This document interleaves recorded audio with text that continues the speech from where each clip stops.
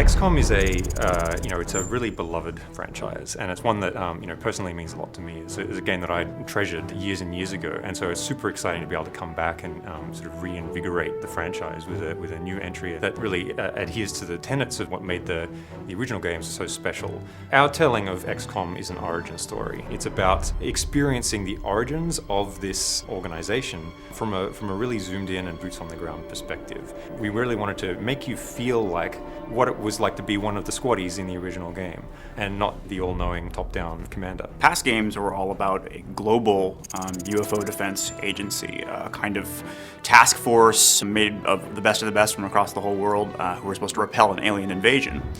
In XCOM, our game, which is its own kind of new origin story that follows its own timeline, XCOM begins as a United States federal task force built out of intelligence officers from the CIA and DIA. Their job is to repel an invasion from within the country. They're being infiltrated and they know it. We've taken a lot of the mythos that had been previously established and sort of reimagined it or re-engineered it, like sort of the very small, humble roots of the organization before it became this globe-spanning, globally funded anti-alien defense force. We wanted the aliens in XCOM to be unique and be compelling and surprising. Portray them not as your archetypical nasty, snarling monster alien, but by sort of looking to a very technology-based aesthetic. One of their primary goals in being here is actually to terraform our world, to transform it into something that's for them.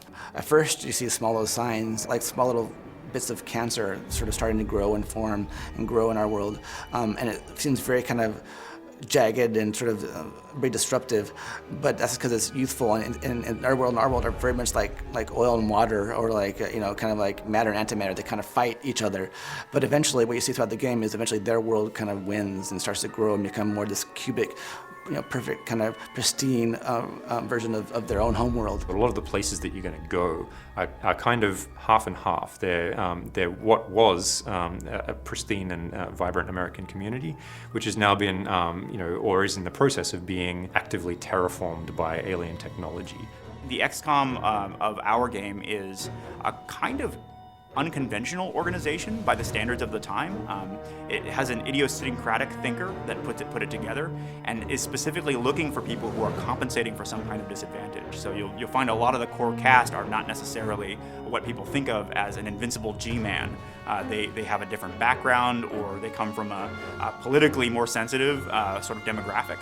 And over the course of the game, you get to know why that was, why the character who put it together thinks that that's necessary. The base is really the hub of XCOM as an organization.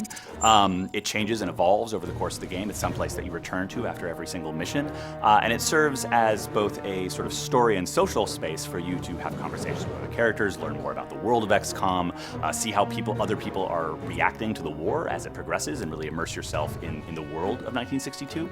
But it's also your main hub for gameplay. You will obviously manage and recruit agents. Agents are your extensions of your willpower out in the battlefield, your buddies that you use to combat the alien threat. You'll be upgrading their powers, leveling them up. It's very sort of RPG-esque. The research area, for example, is where the scientific staff live. You're able to engage in the research economy through spending Illyrium on various designs.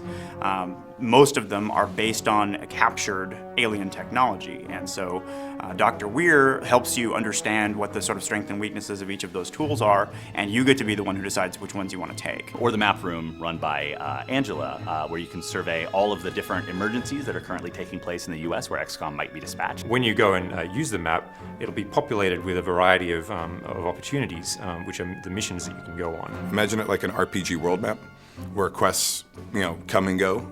There's primary quests and secondary quests. There are backbone missions that drive the plot forward, and there are dozens of other kind of strategic opportunities that pop up.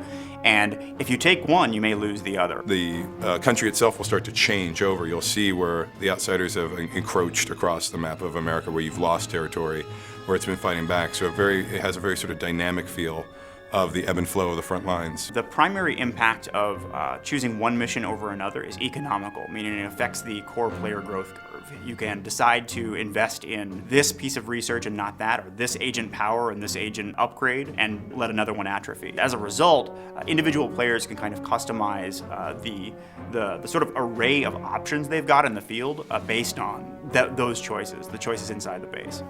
There's also like little mini quests in the base. There's sort of like side quests that go on. So you'll interact with the different characters, learn more about their stories. The central characters of the game, you can go and talk to them, and you'll have dialogue options, and you'll be able to basically mine out as much of the story as you want by engaging in these conversations. XCOM is a story about some real people, some people with flaws and conflicts, and they're thrown into this situation against essentially overwhelming enemy that it's difficult to tell if they can even be defeated.